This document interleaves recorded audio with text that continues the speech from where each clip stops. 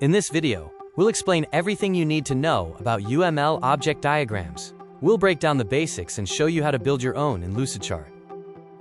What is a UML object diagram? It represents a specific instance of a class diagram at a certain moment in time, focusing on attributes and how objects relate to each other.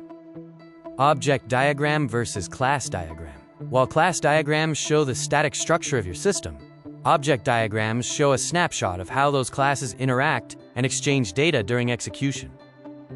When should you use an object diagram? Use them to examine specific iterations of a system, test a class diagram structure, or model complex data structures through specific use cases. What notations and symbols are used in UML object diagrams?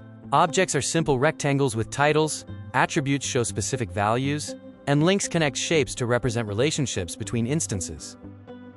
Relationship types in object diagrams. Unlike the abstract associations in class diagrams, links in object diagrams represent the actual connections existing between specific objects at a given point in time.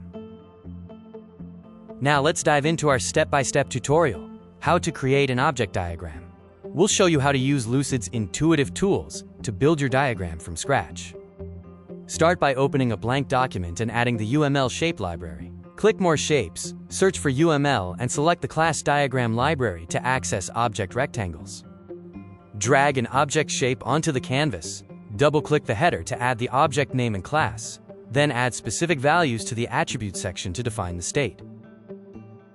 Finally, connect your objects. Hover over a shape, click the red circle, and drag a line to another object. Use the formatting bar to adjust line styles for clarity. Now you're ready to model your system's runtime state. Log into Lucid and start building your own UML object diagrams today.